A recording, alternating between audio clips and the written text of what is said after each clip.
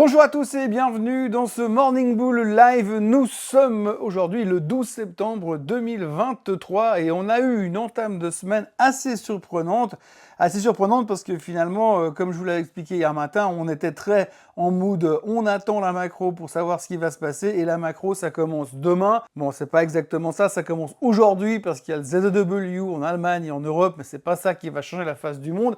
Mais on avait ce sentiment qu'on allait attendre la macro et puis finalement on allait avoir un petit début de semaine relativement tranquille. Et puis non, il suffit que de quelques interventions de la part de quelques analystes à droite et à gauche pour nous rappeler aux bons souvenirs à nos bons souvenirs, que l'intelligence artificielle existe et qu'elle va nous changer la vie. Et encore une fois, c'était un petit peu la thématique de la journée d'hier.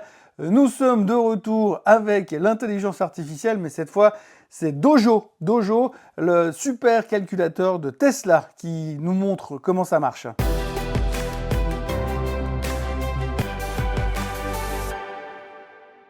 Donc hier, il y a l'analyste de Morgan Stanley qui est venu faire un commentaire massif sur Tesla. Quel commentaire massif? Il a abordé le sujet de Dojo. Dojo, c'est le supercalculateur de Tesla. C'est un énorme ordinateur absolument révolutionnaire basé sur l'intelligence artificielle et le fait qu'il peut apprendre tout seul, qui devrait à terme aider massivement le système d'autopilotage de Tesla. Donc ceci est une révolution, comme disait feu Steve Jobs. Et donc du coup, Morgan Stanley a refait ses calculs. Ils ont intégré Dojo à l'intérieur de la structure de Tesla et ils se sont rendus compte que finalement, ils avaient raté 500 milliards de capitalisation au passage. 500 milliards de capitalisation qu'on a commencé à rattraper immédiatement sur la nouvelle, puisque Morgan Stanley a upgradé le titre, a upgradé le price target en passant de $250 à 400 direct et estimant que l'intégration de Dojo dans le système de Tesla devrait pouvoir rapporter 500 milliards de capitalisation boursière supplémentaire. Voilà, c'est assez simple. Aujourd'hui, on n'a pas besoin de preuves, on n'a pas besoin de garanties, on n'a pas besoin de certitude. Il suffit qu'on nous raconte une belle histoire avec plein de couleurs et puis plein de dessins à l'intérieur et on trouve ça absolument génial. Résultat, Tesla a explosé de 10%, elle a pété la moyenne mobile des 50 jours et en plus de ça, il y a quand même un risque que le syndicat des travailleurs de l'automobile se mette en grève à la fin de la semaine. Mais apparemment, la bonne nouvelle, c'est que les syndicats de l'automobile, ils n'ont pas les gens de chez Tesla qui sont syndiqués chez eux. Résultat, tout le monde pourra être à l'arrêt, mais Tesla pourra continuer à fabriquer et à vendre des voitures, obtenant encore un gain concurrentiel supplémentaire à l'intérieur de tout ça. Bref, la journée de rêve pour Tesla qui terminait au plus haut depuis bien longtemps. Et puis c'est pas fini, puisque hier, on a grappillé que 72 milliards de capitalisation boursière supplémentaire sur Tesla. Et donc, il y a encore, grosso modo, à l'œil, 428 milliards de capitalisation boursière à gagner, selon Morgan Stanley. Et puis, comme dans ce merveilleux marché, une bonne nouvelle ne vient jamais seule. C'est l'ensemble du secteur des Magnificent Seven qui ont pris l'ascenseur hier. Quasiment personne ne baissait, sauf Nvidia. Ah oui, j'ai oublié de vous dire qu'à l'intérieur du Dojo, c'est bourré de puces de chez Nvidia. Mais ceci mis à part, tout le reste du secteur augmente, puisqu'évidemment les Magnificent Seven sont devenus un secteur à eux tout seuls. 28% du S&P 500 est représenté par ces 7 titres aujourd'hui. Et puis donc hier, Apple rebondissait, parce qu'on est en train d'oublier l'histoire de la Chine et que cet après-midi, il y a l'événement du mois chez Apple, puisqu'ils vont nous présenter le nouvel iPhone 15, les nouvelles Apple Watch, etc. Donc tout le monde s'attend à des grandes nouvelles. Et puis surtout, il y a un analyste qui est revenu encore une fois sur les ventes d'iPhone. Ce qui est assez intéressant à noter, c'est qu'aujourd'hui, sur la totalité des iPhones en circulation, vous en avez plus de 25% qui sont dépassés depuis 4 ans, qui ont plus de 4 ans. Donc, ce qui voudrait dire qu'avec l'arrivée de l'iPhone 15, qui est à peu près aussi cher que l'iPhone 14, il devrait y avoir un taux de renouvellement assez élevé. Donc, ce qu'on appelle un nouveau super cycle au départ sur Apple. Alors, petite hausse de Apple hier, il y avait beaucoup mieux que ça, puisque l'analyste d'UBS était chaud patate sur Amazon, estimant qu'aujourd'hui, ils étaient en train d'améliorer leur marge et de réduire les problèmes qu'ils avaient au niveau de la distribution du retail. Donc, génial aussi, 3,5% de hausse chez Amazon qui termine au plus haut depuis pratiquement une année. Et puis, il y avait aussi Meta. Meta aussi est en train de développer, alors c'est des rumeurs, il semblerait que Meta est aussi en train de développer un super calculateur. Alors, dans la même phrase, vous mettez intelligence artificielle et super calculateur, normalement, vous pensez bull market ou vous pensez Skynet et Terminator. C'est ou l'un ou l'autre. Mais en tous les cas, hier, Meta, rumeur comme quoi il développe un nouveau supercalculateur qui va marcher beaucoup mieux. et qui va permettre à tout le monde de pouvoir publier ses photos de vacances et mettre plein de commentaires sur Facebook hyper intéressants. Et donc, du coup, eh bien, c'était aussi une très bonne journée pour Meta qui prenait également 3,5%. Et puis, on n'aurait pas été complètement complet, complètement rempli si Microsoft et Google ne montaient pas non plus. Et justement, Microsoft et Google terminaient également en hausse hier et pour une raison assez rigolote on va dire même, puisqu'en effet Google a entamé le premier jour de son procès contre le gouvernement américain. Le gouvernement américain reproche à Google d'avoir un monopole un peu trop extensif sur le moteur de recherche. Alors ça c'est un truc absolument typique des Américains, c'est déjà arrivé il y a des années en arrière sur Microsoft et ça arrive aujourd'hui sur Google. Vous avez une boîte qui développe un nouveau produit, comme à l'époque Google sur les moteurs de recherche, c'est devenu le leader, tout le monde a dit « Waouh, Google c'est génial, ils sont en train de développer des nouveaux business, c'est un véritable incubateur de nouvelles technologies, Google est une super boîte, Google est un super employeur, Google est formidable ». Puis un matin on se réveille et puis on se dit ah, mais attends, ils ont le monopole, ou presque le monopole. Ah non, mais ça va pas du tout, il faut donc faire quelque chose. Et donc, si nous, gouvernement, nous attaquons Google en justice, potentiellement, on pourra toujours récupérer des amendes, et puis ça fera toujours du pognon dedans, vu le niveau d'endettement du gouvernement, et puis à côté de ça, eh bien, ça permettra de redistribuer les richesses à l'intérieur des Magnificent Seven, bien sûr, puisque si Google venait à perdre ce procès, ça voudrait dire par exemple que sur tous les iPhones, dans tous les moteurs de recherche de base à l'origine, eh bien, c'est automatiquement Google. Et s'ils perdent ce procès, ça, par exemple, ça ne pourrait plus être possible. Résultat, qui bénéficierait de tout ça? Alors, c'est pas la petite boîte de quartier, c'est pas la start-up qui vient de se développer dans son garage, c'est bien entendu Microsoft, un autre des Magnificent Seven. Résultat, donc on s'est dit que de toute façon, Google, ça allait pas leur changer grand-chose, vu le monopole et vu l'habitude qu'ont les gens d'utiliser le moteur de recherche de Google.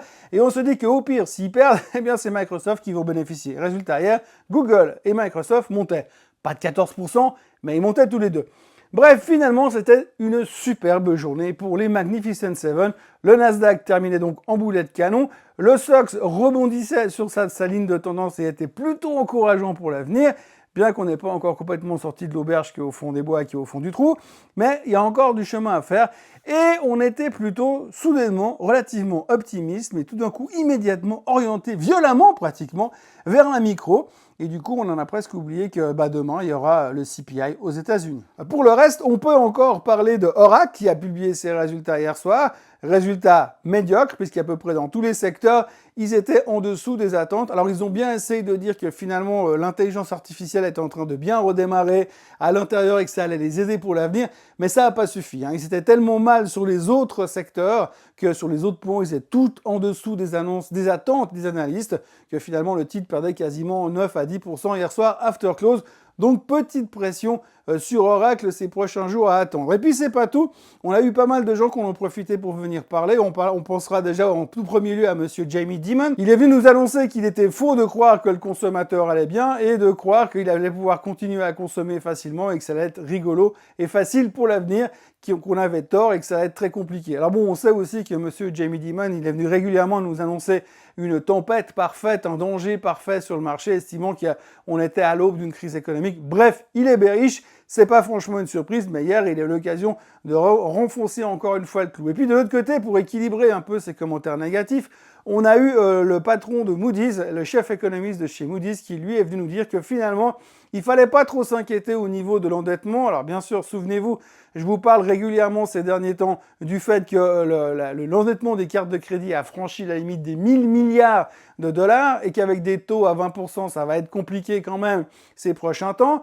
Mais lui, le chef économiste de Moody's, estime que finalement, on voit quand même un déclin au niveau de l'emprunt et que depuis que l'inflation a commencé à ralentir, finalement, les gens empruntent un petit peu moins et ça devrait bien se passer. Ok. On espère que ça va bien se passer parce que Moody's ne sont jamais très très doués en termes de timing.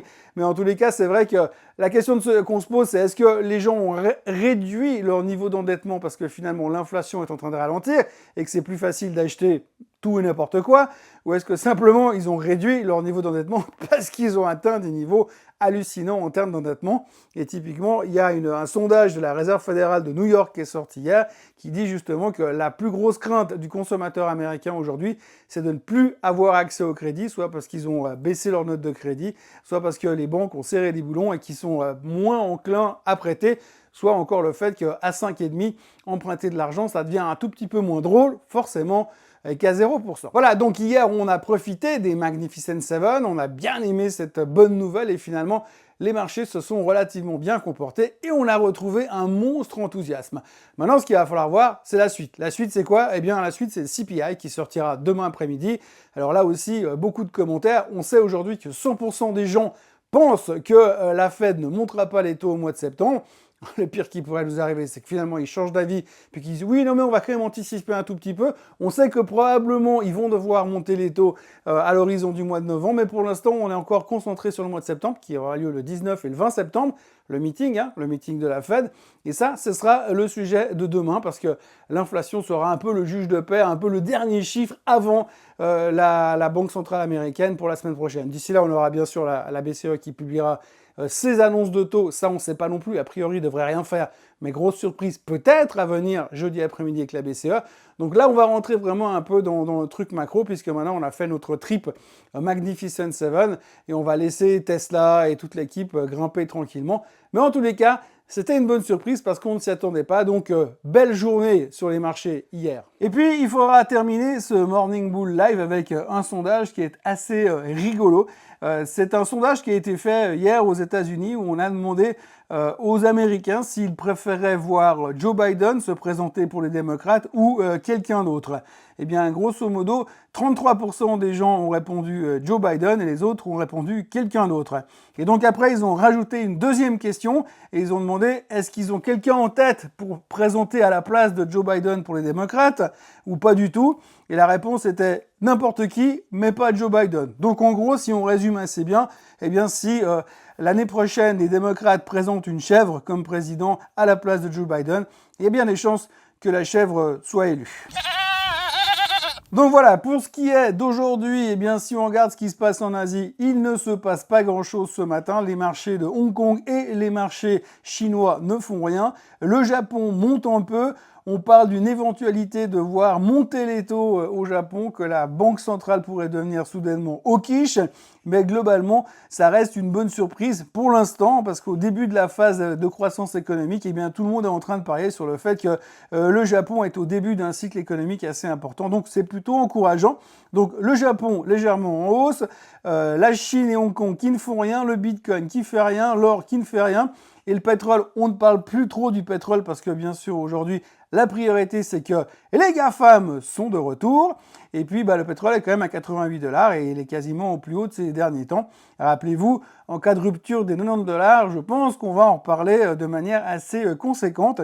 Et puis on notera une dernière annonce de l'EIA, donc l'agence pour le pétrole, juste pour l'énergie on va dire, qui ont annoncé hier que selon eux, eh bien, on atteignait gentiment la fin du cycle de production des énergies fossiles, ce qui veut dire qu'à partir de fin de la décennie, autour de 2030, on devrait avoir le pic de production définitif des énergies fossiles et ensuite, ça ne fera que baisser parce qu'on va tout remplacer par de l'énergie solaire, de l'énergie éolienne, du cobalt, etc., etc. Bref, un avenir tout vert et tout très, très positif. Alors, je me méfie toujours un petit peu parce que moi, je me souviens dans les années 87, 88, mon père me disait « Oh, tu verras, en 95, il n'y aura plus de pétrole. » Ok, on est juste 30 ans plus tard, et puis il y a toujours un peu de pétrole. D'ailleurs, ça permet de payer les salaires des joueurs de foot qui partent à la retraite. Voilà ce que l'on pouvait dire aujourd'hui. Retour de la micro, on verra si ça se prolonge encore ces prochains jours. Mais à partir de maintenant, il faut se concentrer exclusivement sur